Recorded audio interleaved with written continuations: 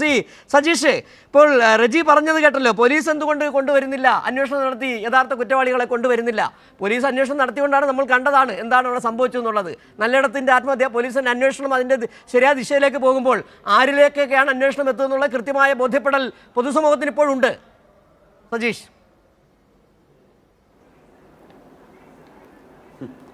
അല്ല, ഒരു കാര്യം, ശ്രീ റജിയുടെ ന്യായീകരണം നന്നായി എന്നുള്ള അഭിപ്രായമാണ് എനിക്കുള്ളത്. അദ്ദേഹം വീണ്ടും വീണ്ടും ഇത്തരം കാര്യങ്ങൾ സംസാരിക്കണം. അത് കോൺഗ്രസ് പ്രവർത്തകർക്ക് നൽകുന്നൊരു സന്ദേശമാണ്. അതുകൊണ്ട് അദ്ദേഹത്തെ നിരുത്സാഹപ്പെടുത്താൻ വേണ്ടി പാടില്ല. അദ്ദേഹം നിരുത്സാഹപ്പെട്ടു കഴിഞ്ഞാൽ അത് പ്രശ്നമാണ്. അതിന് പകരം അയാൾ പറയട്ടെ, അദ്ദേഹം പറയട്ടെ. അദ്ദേഹം പറയുമ്പോൾ ഇവിടെ മനസ്സിലാക്കേണ്ടത്, ഈ പറഞ്ഞ ആളുകൾ, തങ്കച്ചനോട് റജിയുടെ അഭിപ്രായം എന്താണ്? തങ്കച്ചനാണല്ലോ പറഞ്ഞത് തന്നെ ചതിയിൽപ്പെടുത്തി എന്നുള്ളത് തങ്കച്ചൻ പറയുന്നു. കർണാടക നിർമ്മിതമായ വ്യാജമദ്യം കൊണ്ടുവന്ന് വീട്ടിൽ വെച്ചു. അതിൻ്റെ ആ വിഷയം പോലീസിലേക്ക് വിളിച്ചു പറഞ്ഞയാളുണ്ട്. അദ്ദേഹത്തിനാണ് ജീവൻ നഷ്ടപ്പെടുന്ന സാഹചര്യം ഉണ്ടായത്. അദ്ദേഹത്തെ കൊണ്ട് അത് ചെയ്യിപ്പിച്ച് ചതിച്ച ആളുകളുടെ പേര് അദ്ദേഹം എഴുതി വച്ചിട്ടുണ്ട്. കോൺഗ്രസിൻ്റെ പ്രാദേശിക നേതാക്കന്മാരല്ല സുഹൃത്തെ, കോൺഗ്രസിൻ്റെ ജില്ലാ സംസ്ഥാന നേതാക്കന്മാരുടെ പേരാണ് കിടക്കുന്നത്. നിങ്ങൾ പറഞ്ഞല്ലോ പോലീസ് ആക്ട് ചെയ്ത് കുറ്റവാളികളെ പിടിക്കണമെന്ന്. പോലീസ് ആക്ട് ചെയ്ത് പിടിക്കേണ്ട കാര്യമൊന്നുമില്ല. നിങ്ങൾ അങ്ങ് ഹാജരാക്കി കൊടുത്താൽ മതി. നിങ്ങളുടെ DCC ഓഫീസിൽ നിന്നും KPCC ഓഫീസിൽ നിന്നും ഹാജരാക്കി കൊടുത്താൽ മതി. പിന്നെ ഈ പോലീസ് അറസ്റ്റ് ചെയ്തു എന്ന് പറഞ്ഞൊരു പ്രശ്നം വേണ്ടല്ലോ. ആദ്യം അറസ്റ്റ് ചെയ്യപ്പെടേണ്ടത് ആരാണ്? നിങ്ങൾ പറയൂ, റജി പറയൂ, മനസാക്ഷിയോടുകൂടി പറയൂ. അവിടെ അറസ്റ്റ് ചെയ്യപ്പെടേണ്ട ആദ്യ വ്യക്തിയുടെ പേരെന്താണ്? ആ വ്യക്തിയുടെ പേര് നിങ്ങളുടെ DCC പ്രസിഡൻ്റാണ്. നിങ്ങളുടെ DCC പ്രസിഡന്റ് അല്ലേ ആദ്യം അറസ്റ്റ് ചെയ്യപ്പെടേണ്ട ആൾ? ഹൃദയത്തിൽ തൊട്ട് പറയാൻ വേണ്ടി പറ്റുമോ അല്ല എന്ന്? രണ്ടാമത്തെ ആളാരാ? IC ബാലകൃഷ്ണൻ അല്ലേ? IC ബാലകൃഷ്ണൻ എന്താ ഈ മരിച്ച വീട്ടിലൊന്ന് കയറാൻ വേണ്ടി പറ്റിയോ അദ്ദേഹത്തിന്? എന്തേ പറ്റാഞ്ഞത്? അതിനു കൂടി മറുപടി പറയൂ. ഒരു അത്യന്തം ദുഃഖകരമായ മരണം. സ്വന്തം മകന് വിഷം കൊടുക്കുന്നു. മാനസികമായ പ്രയാസമുള്ള ആ മകനെ ഈ ലോകത്ത്, ഈ ചതിയന്മാരുടെ ലോകത്ത് ഇട്ടുപോകാൻ മനസ്സ് നൊന്ത് ഒരു മനുഷ്യൻ ആത്മഹത്യ ചെയ്യുന്നു. മനസാക്ഷിയുള്ള ആരും കയറില്ലേ അവിടെ?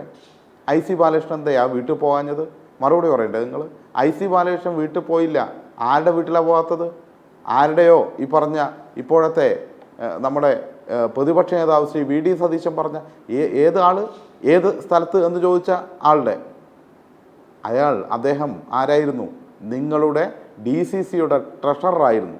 ആ DCCയുടെ ട്രഷറുടെ വീട്ടിൽ എന്തുകൊണ്ട് IC ബാലകൃഷ്ണന് ഇത്രയും ദാരുണമായ സംഭവം ഉണ്ടായിട്ട് കയറാൻ വേണ്ടി പറ്റിയില്ല എന്നതിനല്ലേ മറുപടി പറയേണ്ടത്? ആ മറുപടിയിലുണ്ട് ആരാ കുറ്റവാളി എന്ന്. ആ മറുപടി പറയാനുള്ള ആർജവം ഉണ്ടാകണം. നിങ്ങളും കോൺഗ്രസ്സാണ്. 5 പേര് മരിച്ചു, 5 പേർ കൊല്ലപ്പെട്ടു, ഇനിയും ആളുകൾ നിൽക്കുകയാണ്. ഇന്നും ഒരു ആത്മഹത്യയുടെ ശ്രമമുണ്ടായി.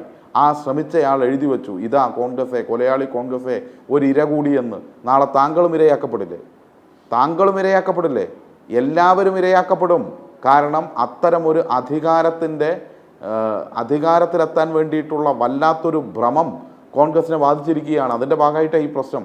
ഈ ചർച്ചയിൽ വന്നും തിരഞ്ഞെടുപ്പ് പറയാൻ തോന്നുന്നല്ലോ പ്രിയപ്പെട്ട കോൺഗ്രസിൻ്റെ തെരഞ്ഞെടുപ്പ് കാലം. അതുകൊണ്ട് രാഷ്ട്രീയ മുതലെടുപ്പ്. ആർക്ക് രാഷ്ട്രീയ മുതലെടുപ്പ്? തെരഞ്ഞെടുപ്പിനെ കുറിച്ച് ആരാ പറഞ്ഞത് ഇവിടെ? നിങ്ങളിപ്പോഴും ഈ മരണത്തിൻ്റെ വക്കിൽ നിന്ന് എന്തുകൊണ്ടാണ് തെരഞ്ഞെടുപ്പിനെ കുറിച്ച് ചർച്ച ചെയ്യുന്നത്? ഞങ്ങളല്ലല്ലോ ഈ കേസിൽ കള്ളക്കേസുണ്ടാക്കിയത്, ഞങ്ങളല്ലല്ലോ ഈ ആത്മഹത്യാക്കുറിപ്പ് പുറത്തുവിട്ടത്, ഞങ്ങളല്ലല്ലോ അന്വേഷിക്കാൻ ഒരു സമിതിയെ വെച്ച് അതിൽ നിങ്ങളുടെ ഏറ്റവും മുതിർന്ന നേതാവായിട്ടുള്ള ശ്രീ തിരുവഞ്ചൂരിനെ അതിൻ്റെ ചുമതലപ്പെടുത്തിയത്. എത്ര കാലമായി അന്വേഷിച്ചോ, കണ്ടെത്തിയോ? ഇതൊന്നും ചർച്ച ചെയ്യേണ്ട. താങ്കൾക്കൊക്കെ മനസാക്ഷിയുണ്ടെങ്കിൽ NM വിജയൻ്റെ മരണത്തിന് ശേഷം നിങ്ങളുടെ നേതൃത്വം, ആ നേതൃത്വം നടത്തിയ പത്രപ്രസ്താവനകൾ മാധ്യമങ്ങളുടെ മുന്നിൽ ഇത് വികാരമായി ഉയർന്നു വരുന്ന സമയത്ത് ആ കുടുംബത്തിനോട് ഞങ്ങൾ സംരക്ഷിക്കും എന്ന് പറഞ്ഞുകൊണ്ട് നടത്തിയ പ്രസ്താവനകൾ ഒന്നെടുത്ത് പരിശോധിക്കുക സുഹൃത്തെ. നിങ്ങളെപ്പോലെയുള്ള ആളുകൾ തന്നെയല്ലേ ഈ കുടുംബത്തിലുള്ളത്? അതിന് പകരം അവരെ ഇപ്പോഴും അവരെ വീണ്ടും ഒന്ന് കൊല്ലപ്പെട്ടാൽ, മരണപ്പെട്ടാൽ നന്നായിരുന്നു എന്ന് തോന്നുന്ന രീതിയിൽ അവരെ അതിലേക്ക് തള്ളിവിടാനല്ലേ ശ്രമിക്കുന്നത്? സിദ്ദിഖിനോടൊക്കെ പറയാനുള്ളത്, മനസാക്ഷി എന്നത് മനുഷ്യന് അത്യാവശ്യമാണ്. അദ്ദേഹത്തോട് വ്യക്തിപരമായി പറയുകയാണ്, മനസാക്ഷി എന്നത് മനുഷ്യന് അത്യാവശ്യമാണ്. നിങ്ങൾ ചവിട്ടി നിൽക്കുന്ന വയനാടിൻ്റെ മണ്ണിൽ അലിഞ്ഞു ചേർന്നൊരു മനുഷ്യനുണ്ട്.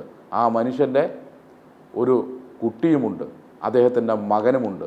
ആ മണ്ണ് നിങ്ങളുടെ കാലടിയിൽ പൊള്ളിപ്പോകും അതിലൂടെ നടക്കുമ്പോൾ. അത് ചിന്തിച്ചാൽ നല്ലത്. ഇതൊക്കെ മനുഷ്യർക്ക് ചേർന്നതല്ല. എന്നിട്ട് പറയുകയാണ് ഒരു ഉടമ്പടിയുമില്ല എന്ന്. എങ്ങനെ ഇങ്ങനെ ചതിക്കാൻ വേണ്ടി തോന്നുന്നു? അധികാരത്തിന് വേണ്ടി നിങ്ങൾ കുറ്റപ്പെടുത്തപ്പെടും എന്ന് മനസ്സിലാക്കി, നിങ്ങൾ വിചാരണ ചെയ്യപ്പെടും എന്ന് മനസ്സിലാക്കിയിട്ട് ഇങ്ങനെ പാവങ്ങളെ ചതിക്കാൻ വേണ്ടി പാടുള്ളൂ. നിങ്ങൾ വേറെ പാർട്ടിയിലുള്ള ആളുകളെയല്ലോ ചതിക്കുന്നത്, സ്വന്തം പാർട്ടിയിലുള്ള ആളുകളല്ലേ. എന്നിട്ട് ഇവിടെ വന്ന് ഇങ്ങനെയൊക്കെ ന്യായീകരണം നിരത്തിക്കൊണ്ട് പോവുക എന്ന് പറഞ്ഞാൽ അത്ഭുതപ്പെടുത്തുന്ന കാര്യമാണ്, അത്ഭുതപ്പെടുത്തുകയാണ്. ഒരിടത്തും സംഭവിക്കില്ല. ഒരു കാര്യത്തിൽ ഞങ്ങൾക്ക് യാതൊരു സംശയവുമില്ല.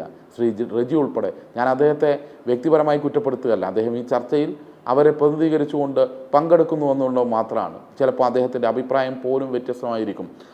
അത് ആയിരിക്കും എന്നുള്ളത് കൊണ്ടാണ് അദ്ദേഹം ഒരു കാര്യം ഇവിടെ സൂചിപ്പിച്ചത്. ഇതിനെയൊന്നും അദ്ദേഹത്തിൻ്റെ മനസാക്ഷി പലപ്പോഴും അംഗീകരിക്കുന്നില്ല എന്നുകൊണ്ടായിരിക്കും അന്തിമ തീരുമാനമെടുക്കാൻ മാറ്റിവെച്ചിരിക്കുകയാണ് ഈ കുടുംബത്തിൻ്റെ പ്രശ്നം പരിഹരിക്കുമോ എന്ന കാര്യത്തിന് എന്ന ഒരു വാചകം അദ്ദേഹം ഇവിടെ പറഞ്ഞില്ലല്ലോ. പ്രിയപ്പെട്ട റെജി, നിങ്ങളുടെ KPCCയുടെ പ്രസിഡന്റ് അത് പറഞ്ഞിട്ടില്ലല്ലോ. ഞങ്ങളെല്ലാം തീർത്തു, ഞങ്ങളുടെ എല്ലാ കാര്യങ്ങളും കഴിഞ്ഞു എന്നല്ലേ പറഞ്ഞത്.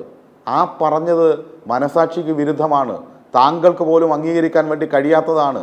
അതുകൊണ്ടാണ് താങ്കൾ ഇവിടെ പറഞ്ഞത് അന്തിമ തീരുമാനമായിട്ടില്ല എന്ന്. അങ്ങനെ പറയേണ്ടി വരുന്നു. നിങ്ങളേതുൾപ്പെടെയുള്ള മനസ്സ് നോവുന്ന കോൺഗ്രസ്സുകാരുണ്ട് ഇതിനെ ന്യായീകരിക്കേണ്ടി വരുന്നവർ. പക്ഷേ നിങ്ങൾ നേതാക്കന്മാരാണെങ്കിലും നിങ്ങളുടെ അനുഭാവികൾ, ഈ കോൺഗ്രസിൻ്റെ അനുഭാവികളായി പ്രവർത്തിക്കുന്ന ആളുകൾ അവരെങ്ങനെ വിശ്വസിക്കും ഈ VD സതീശനെയും സണ്ണി ജോസഫിനെയും T സിദ്ദിഖിനെയും? അപ്പുറത്തേക്ക് വേറെ ആരെയും ഞാൻ പറയുന്നില്ല കേട്ടോ, അങ്ങനെ ഒരുപാട് ആളുകളുണ്ടല്ലോ, അവരെയൊന്നും പറയുന്നില്ല. നിങ്ങളുടെ നേതൃത്വത്തെ എങ്ങനെ വിശ്വസിക്കാൻ വേണ്ടി പറ്റും?